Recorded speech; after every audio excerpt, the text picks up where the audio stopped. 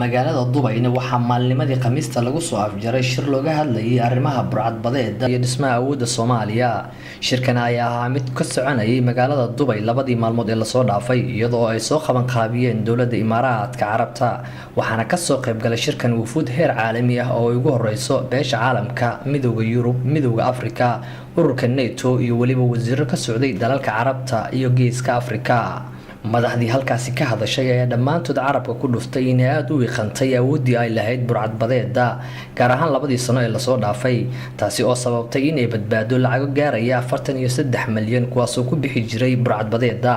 wasiirka wasaaradda arrimaha dibadda dowladda Imaaraadka Carabta Sheekh Cabdallah bin Zayed Al Nahyan ayaa khudbadii daafurka ahayd halka ka jeediyay.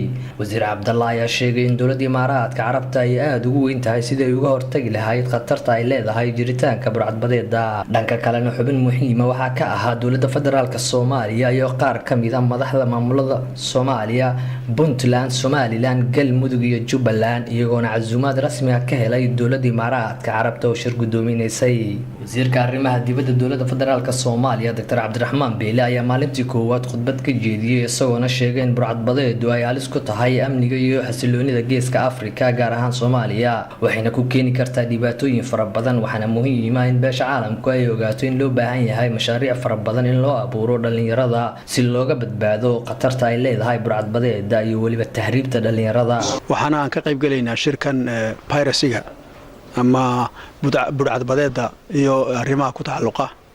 waa shir sanadla ah, in fact sanadkii 2 jeer la dhigo, laakiin sanadkana ugu weyn, shirkana ugu weyn. marka anigoo matalaya dowladda Soomaaliyeed gaar ahaan madaxweynaha oo ka soo qayb galaya maanta hadal baan ka jeediyay. hadalkaasna wuxuu ku rumaysan yahay, wuxuu ku salaysan yahay wuxuu inaynu salka sababta gaadhno. waxaa laga hadlayaa sidii Soomaalida loo caawin lahaa si ay dib ugu soo noqoto ay u xaslato dalkeeda iyo dadkeeda iyo badaheeda ayaa laga hadlayaa. laga wada hadlayaa wali in caruurta badda ku yaacaysa macna loo sameeyo.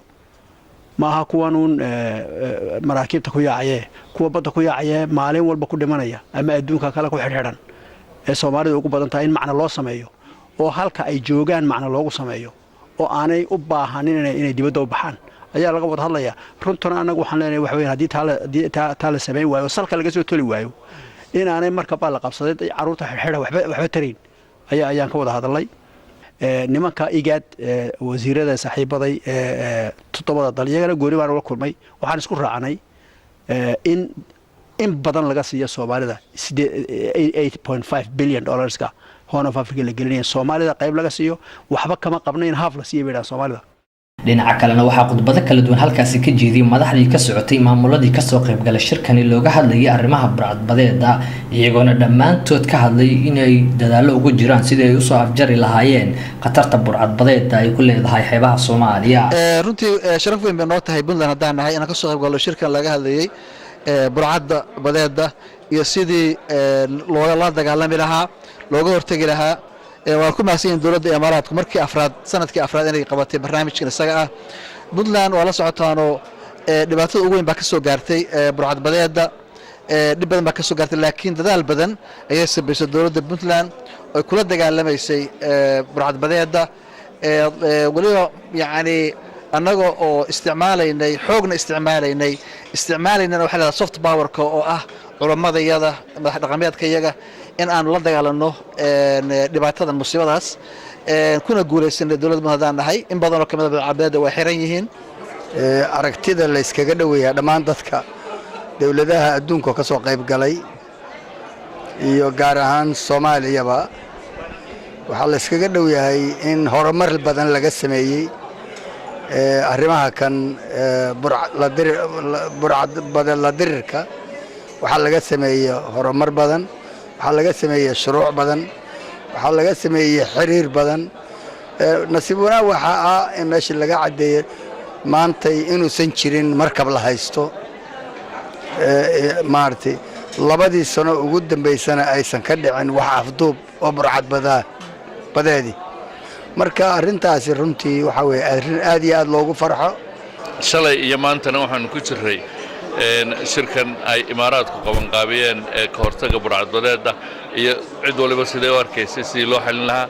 maanta markaa waa arkaysay inaan ka hadlay aragtida Somaliland sida Somaliland diyaar u tahay sida dhammaan dadkii hadlayo dhanka khudbadda ku jirtay waxa mid walba leeyahay yaan loo qaadanin inay mushkiladii burcadbadeed u dhamaatay waxa nidaamadeeda iyo sababihii keenay iyo wixii wali way yaalin meesha wasiirka gaashaandhigga dowladda federaalka Soomaaliya Maxamed Sheikh Xasan ayaa maalintii labaad halkaasi ka hadlay isagoona sheegay dowladda Soomaaliya ay wado dadaalo lagu soo afjarayo burcadbadeeda maanta waxay gashay maalintii labaad oo waxaan ku yeelanay haddana khudbadii labaad oo aniga aan ka akhriyay waxa kale oo ayadana shirka waa shir ku saabsan amniga badaha Soomaaliyeed waxa kale oo ayagana meesha goobjoog ka ahaa dhammaan maamul goboleedyada sida maartay Somaliland iyo Puntland iyo Galmudug iyo Jubbaland oo intaba wax laga wada hadlay waxay ahayd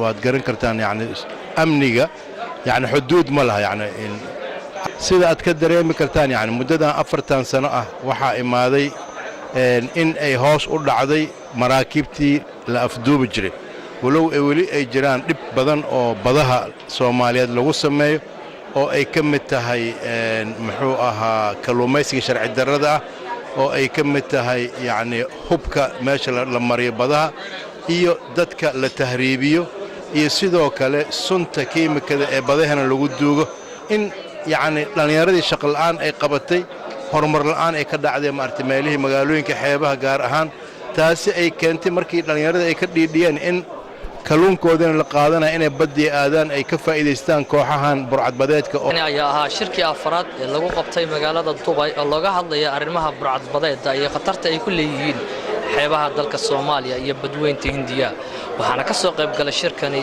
dawlado far badan oo ka socday caalamka Kamaal Xasan Xuseen TV-ga caalamiga ee Kalsan TV magaalada Dubai